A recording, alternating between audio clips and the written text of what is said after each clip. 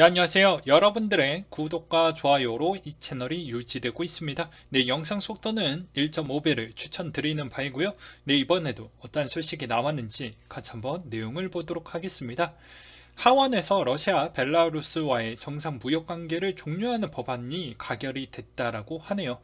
해당 조치는 최근에 미국이 러시아에 따른 제재로 러시아 원유, 가스, 수산물, 술, 다이아몬드에 따른 수입 금지 조치를 내린 후 나온 법안이라고 합니다.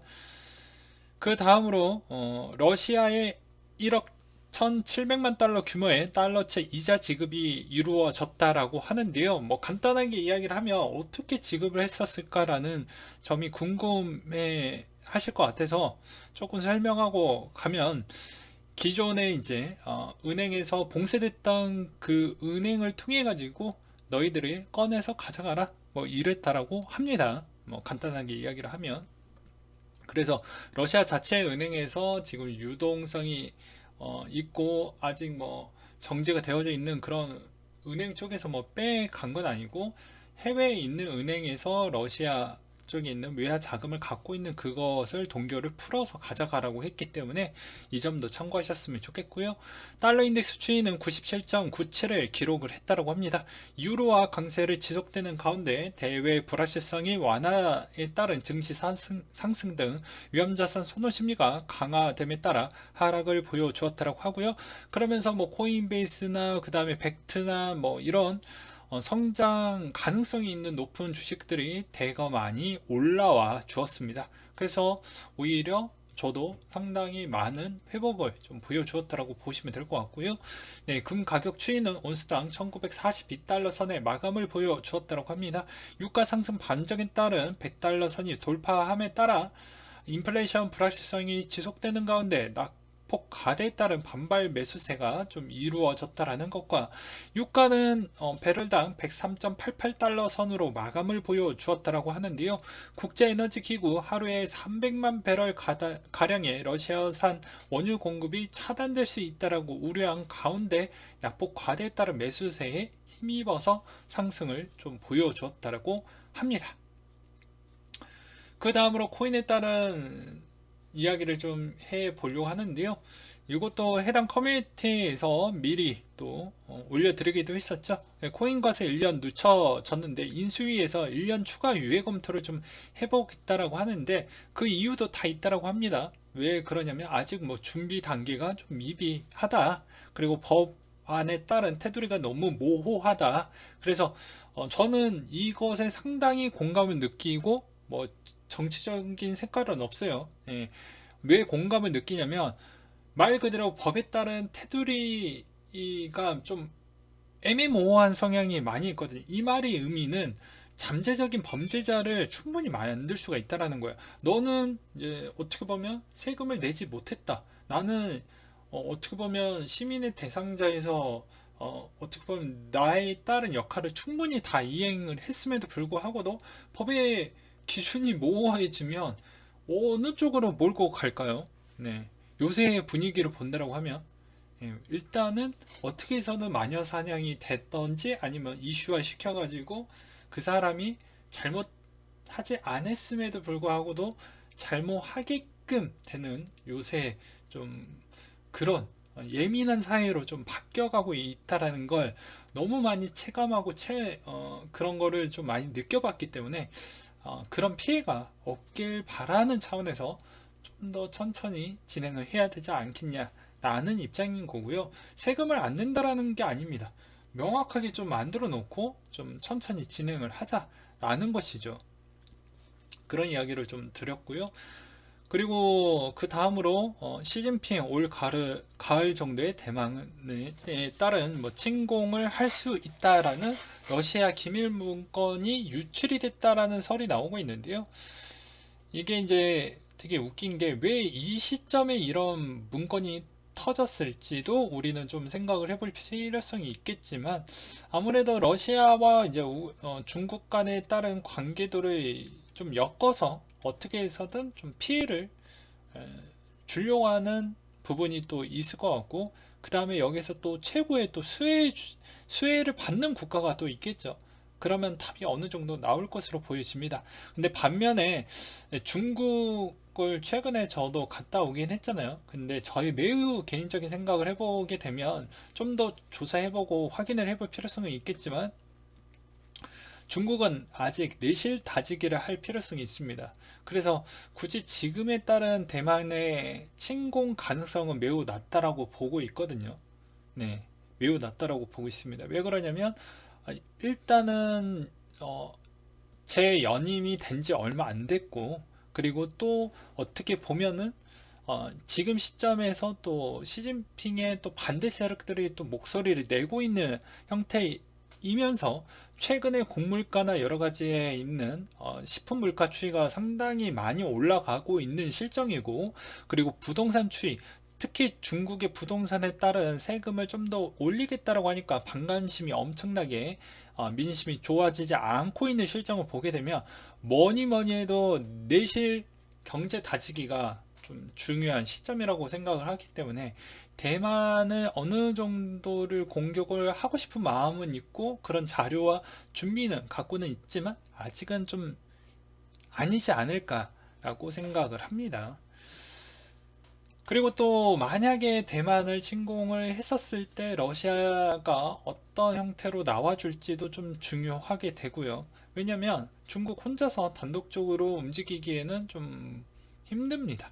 그러면 러시아 쪽에서 무언가를 좀 더 강력한 것을 만들어내야지 뭐 어떻게 보면 화력이 좀 분산화가 되면서 뭐 미국이든 뭐 연합군이든 뭐 이런 쪽이 좀 힘이 분산화가 되기 때문에 더욱더 유리한 그리고 빠른 시일 안에 대만을 좀 그렇게 먹을 수가 있겠지만 현실적으로 그거는 좀 어렵다라고 보고 있는 실정이죠.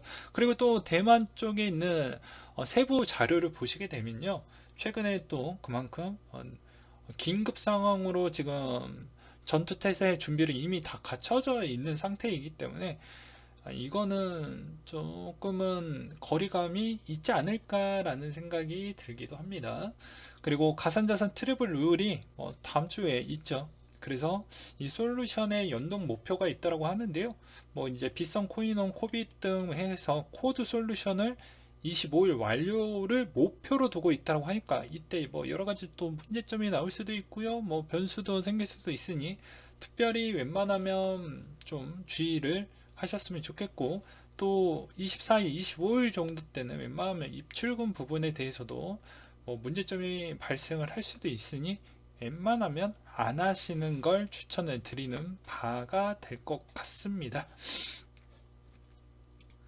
그 다음으로 고래들의 지갑 분배 중이라고 해가지고 조슈아 킹 왕짱님께서 올려주셨던 내용이 옛날에 제가 설명을 드리기도 했었죠.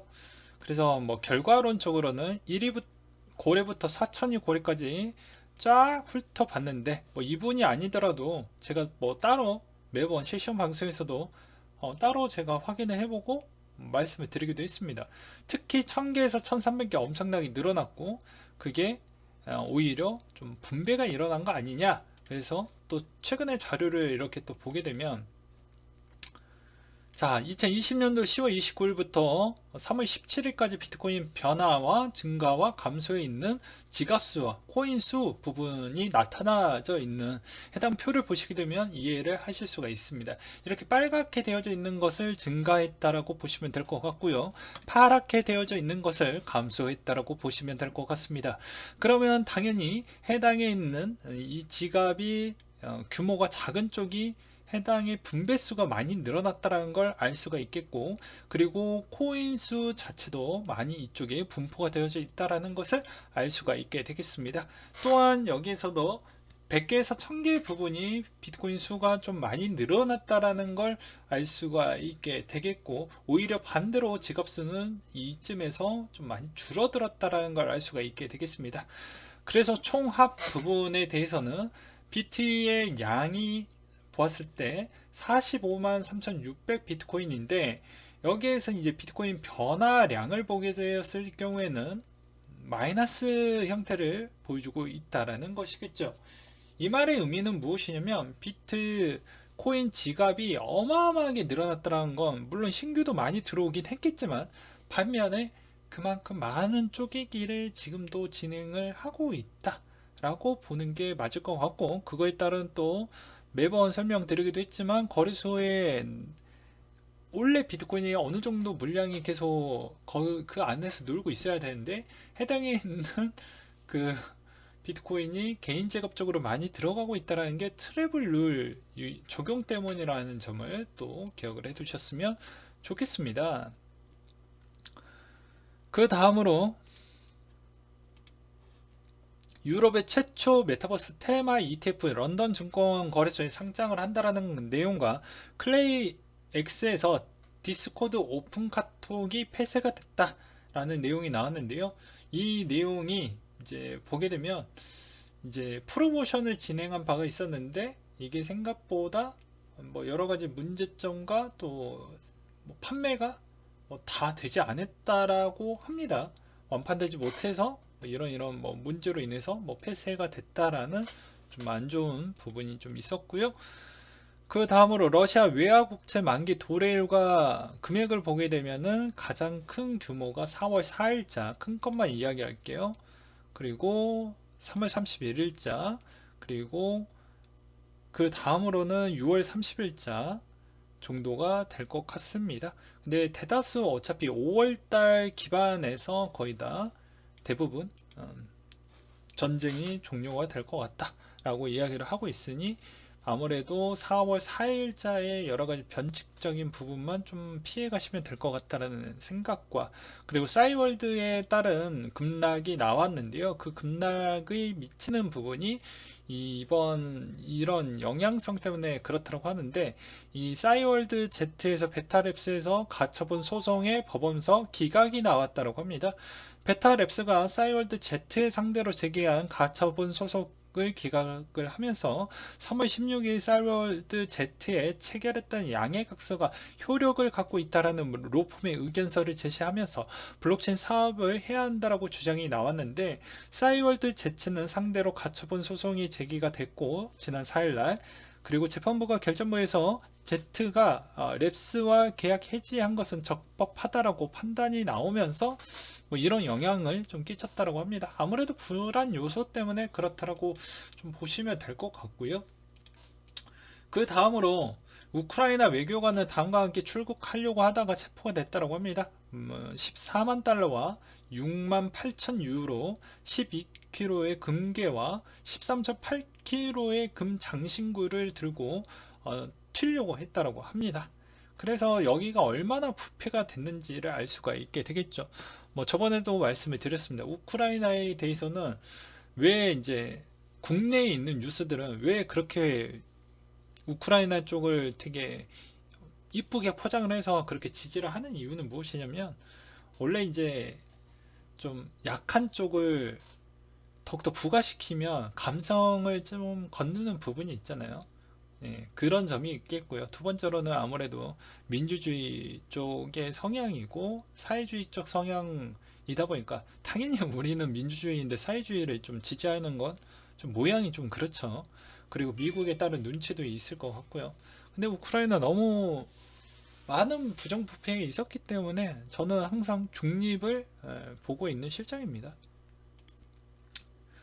그리고 영국의 금리 인상이 뭐 있었고요. 그리고 장기 투자자 비트코인 양이 어느 때보다 높고 그게 누적이 되어 12월 이후 20% 증가됐다라는 내용과, 그리고 뭐 2010년도 13년도 주봉과 이번에 16년도에서 22년도의 3주봉이 좀 비슷하지 않겠냐. 13년도의 주봉이 비슷하다라는 말은 무엇이냐면, 앞으로 조정이 요 정도 주고 한 번 더 갈지 않겠냐 라는 그런 이야기로 저는 들려오는데, 과연 그렇게 될지도 좀 지켜봐야 되지 않을까요?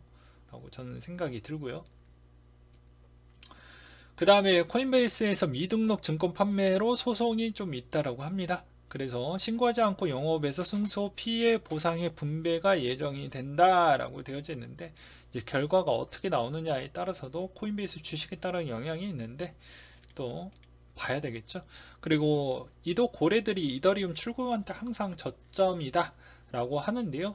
보게 되면 2020년도 3월 12일, 9월 4일, 11월 26일이 있었고요. 21년도 때 1월 4일, 1월 11일, 22일, 3월 7일, 5월 19일, 22년도 때 3월 15일 부분이 이런 급락이 나왔고 출금이 있었을 때 뭐 저점이었다 라고 이야기를 하고 있으니 이 점도 좀 봐야 되지 않겠느냐. 그럼 과거 기반형으로 3월 15일 가격의 과거 때처럼 만약에 나오게 되면 비싸지 않겠냐, 뭐 이렇게 또 분석하시는 분들도 있었고요. 그 다음에 바이비트 분석에 따르면 비유동성 충격 비율이 지난 며칠 동안 포물선 모양을 그리면서 비트코인 공급 충격이 임박했다라고 하고 있습니다. 그리고 이제 플랜 B가 뭐 이런 이야기가 있다라고 합니다. 오랜만에 이제 또 트윗에서 글을 남겼는데요. 나의 시나리오라고 해왔고, 보게 되면 여기에 지금 머물고 있다. 지금 그러니까 내가 생각했던 옛날에 그림을 그려놨던 기반에서 지금 놀고 있다. 뭐 이런 거라고 생각이 듭니다. 네, 그 다음으로 라이트코인의 버전 업데이트 출시 부분이 좀 있었고요. 그리고 마지막으로는 뭐 제페토나 그리고 디센트럴랜드에서에 따른 이런 움직임을 좀 볼 수가 있는데 잠깐 조금 보여드리도록 하겠습니다. 뭐 이런 형태예요. 네, 이런 형태고 그 다음에 하나 더 보여드리게 되면 샌드박스가 하나가 있겠죠. 네, 샌드박스를 이렇게 보게 되면 이런 형태로 구현화가 되어져 있는데 너무 방대하게 설명은 하게 되면 전반적인 흐름에 대한 설명을 좀 해드리도록 하겠습니다. 뻔 이야기라서 그냥 어느 정도 개념 잡으시라고 이야기를 드리는 것인데요. 블록체인 부분에 있었을 때는 해당의 코인을 만나게 되면서 금융 분야, 블록체인에서 한 분야, 그것도 금융 분야만 엄청나게 발전이 됐어요. 근데 이제 코로나로 인해서 좀 메타버스가 많은 영향을 끼치게 됐습니다. 그러면 그 다음에도 코로나가 안 온다라는 보장성이 없겠죠. 그리고 우리는 게임을 그전 때부터 많이 하면서 메타버스와 비슷한 형태인데 현재에서는 뭐 하드웨어 발전이 조금은 느리고 좀 더 필요한 부분이 있다 보니까 아마 온라인 게임과 비슷할 수는 있겠지만 나중에는 점차 진화가 돼서 애니메이션과 비슷한 형태로 아마 이 세계 작품 같은 걸 많이 보셨던 분들은 아마 아시겠지만 뭐 내가 그 안에 들어가서 아니면 매트리스와 거의 비슷한 형태에 따른 형태나 아니면 뭐 비슷한 게임의 VR 게임 기기가 최적화된 그런 플레이원 영화 같은 것처럼 그런 형태로 갈 확률이 매우 높겠죠. 그럼 이런 메타버스가 일상화되어져 있는 쪽에서 왜 기업들이 NFT 쪽으로 많이 들어오는 이유가 무엇이고, 이런 NFT 안에서도 이런 홍보와 광고료를 내면서 이렇게 제휴를 맺고 막 그렇게 하는 이유는 무엇이냐면요. 이 공간이 만들어지고 이게 일상생활 형태잖아요. 게임 뭐 리니지처럼 뭐 특화된 게임 형태로 나오는 게 아니고 그냥 일반화된 그런 생활존을, 가상세계 생활존을 누구나 들어올 수 있게끔 만들어 놓는다라는 게 포인트라고 보실 수가 있습니다. 그럼 왜 여기에 기업들이 들어오는 이유는 무엇이냐면 여기에 들어오는 유저가 어마어마한다라는 것이죠. 그러면 당연히 광고 노출 부분도 생각보다 매력도가 크겠죠. 여기서 더 많이 머물게 되면 여기 안에서 많이 노출되면 될수록 오프라인에서도 그만큼 더 좋은 제품들이 어마어마하게 많이 팔리지 않겠습니까? 기존의 매출 부분에 100개라는 상품이 팔렸다고 하면 아마 여기에서 홍보가 되었을 경우에는 노출이 전 세계인들한테 노출이 되는 것이기 때문에 마케팅 비용도 어떻게 보면 좀 더 효율적이고 할 수가 있어서 기존에 있는 제품군이 100개만 팔리는 게 아니라 10,000개 이상, 그러니까 제가 보기에는 거의 100배 이상에 따른 효과를 본다라고 저는 생각이 들기 때문에 그래서 NFT 쪽이라고 저는 생각이 들고 있거든요. 그래서 전 세계인들이 많이 밀집이 되고 거기서 효과가 나오고 그것으로 인해서 결제에 따른 어느 정도 좀 최적화된 그런 게 뭐가 좀 있어야 될까 라고 했었을 때 이제 어느 정도 안착화가 조금 되고 좀 체계화가 됐던 그런 게 일단 코인 시장이 있기 때문에 그 시장을 적절하게 이용을 하고 그 역할을 잘 수용을 시키면서 아무래도 이런 형태로 아마 발전이 되지 않을까 싶습니다. 그렇기 때문에 좀 더 많이 가야 되는 시간적인 그런 기간이 좀 필요할 것 같은데, 먼 이야기인 것이죠. 근데 최종에 있는 형태는 가상 세계관이 발달이 되면 코인과 뗄래야 뗄 수 없는 형태가 될 것이고, 그것으로 인해서 뭐 당연히 어느 정도 거래소가 일반 은행과 비슷한 역할을 대체를 해 줌으로써 더욱더 회전율이 더 빨라지고, 그만큼 교환 부분도 더욱더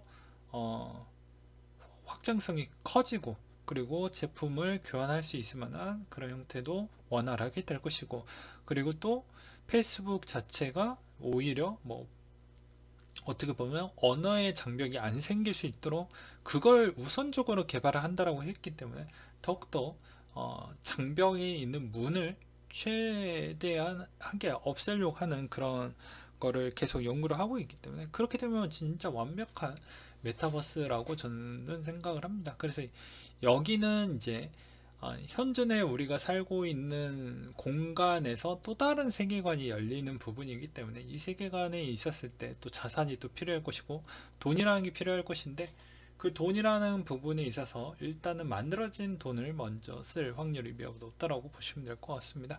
거기에서도 가장 값어치 있는, 이제 디지털 세계에서 가장 값어치 있는 또 다른 자산권을 일단 격상을 시켜놔야지 그 안에서도 분명히 잘 작동이 되겠죠. 그렇지 않았을 경우에는 다 무언가 흔들릴 수 있다라고 보시면 될 것 같습니다. 그래서 테라가 최근에 뭐 비트코인 부분을 좀 많이 매입을 하려고 하는 그런 뉘앙스도, 비트코인을 좀 더 격상을 시켜줌으로써 전체 시장을 어느 정도 생태계가 비트로 인한 시총도 크고, 어느 정도 비트로 인해서 어느 정도 이 정도 시장까지도 만들어져 있으니, 애는 애 나름대로 어떻게 보면 좀 치켜 세워주면서 자기는 자기만의 다른 플랫폼을 좀 가져가겠다라는 구상도 밝히기도 했었죠.